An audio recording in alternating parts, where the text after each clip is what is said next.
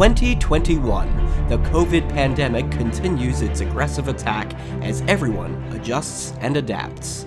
Over the year, we work hard and maintain a safe balance of friends, family, and fun. Let's look back on some of the key moments of this past year of recovery to the new normal.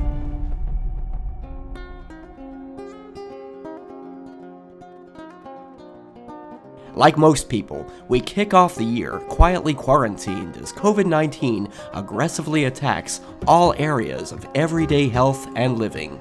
By year end, the coronavirus has infected over 250 million worldwide and claimed over 5 million lives.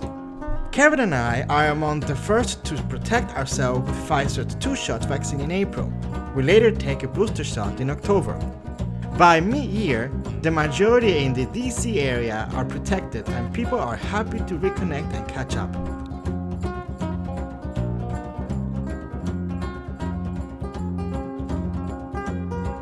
It's been hard not to notice the changes in my blood pressure, blood sugar, hormones, and mood that came with my last year's 50th birthday, an increase in seizures, including a brief Florida hospital visit in September.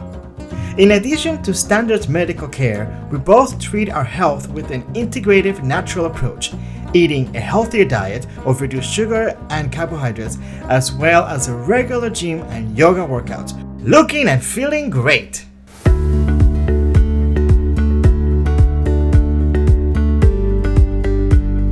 Rudy and I settle into a routine of comfortable quarantined living. I'm home from work by 5:30, and we typically eat a tasty home-cooked meal, watch the CBS Evening News with Norah O'Donnell, and then do more work, read, or watch Netflix.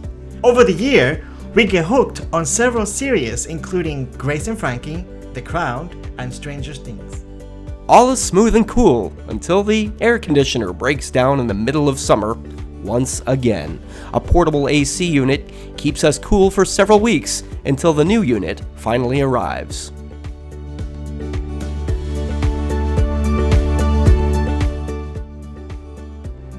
My cool co-working spaces office provides focus and flexibility just 5 minutes from home. For half the year, I work from a spacious 6th floor corner window office until I move to a smaller suite on the 5th floor. In April, I'm hired by the 30,000 employee Emphasis Corporation, working as a remote presentation specialist with 2 large clients. The presentation team continues to deliver side revenue over the year with a blend of presentation training, consulting, and design. In October, I celebrated 1 year of employment working as a staff accountant, managing several non-profit societies. I have to admit though, after more than 10 years working as a staff accountant, I am ready for something new that is more rewarding and aligned with my creative skills.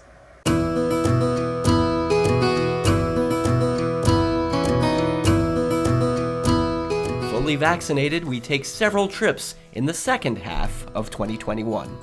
In May, after almost 2 years of not seeing my family, I fly to Florida to celebrate Mother's Day and my father's birthday, and of course enjoy the beautiful beaches that Florida has to offer.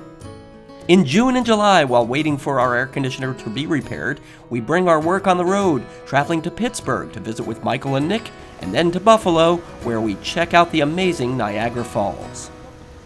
After a 2 years hiatus, I attend the World Bear event in August, this year in Memphis, with a smaller attendance. In addition to visiting Elvis Graceland's home, I check out the famous Lorraine Motel.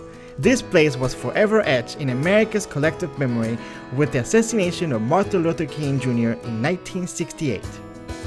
All aboard! It's September and my car and I are loaded on Amtrak's Auto Train for a 2-week road trip around the Sunshine State. I spend 3 days with Mom and Earl in Winter Haven and 2 days with Bill in Disney. Then it's over to Tampa and St. Petersburg, down to Naples, and across to Fort Lauderdale.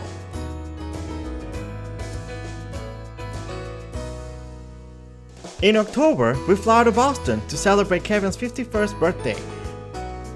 Then, we drive up the coast of Maine as far as north to Bar Harbor for more of a scenic drive that includes Acadia National Park, Cape Elizabeth Lighthouse, and the cute little town of Algonquin. In November, we drive to Allentown, where we spend special times with family and celebrate Uncle Alan's 80th birthday. And we celebrate Christmas in Tampa, hosted by our niece Nicole. It is so special to celebrate the holidays together with family again. And when we're not flying or driving around the country, we share fun times with family and friends around town.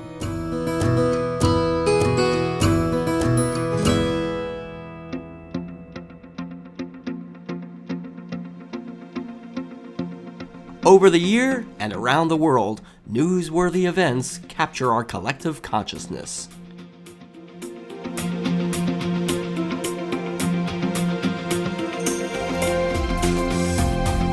It has been said that you can't start the next chapter of your life if you keep rereading the last one.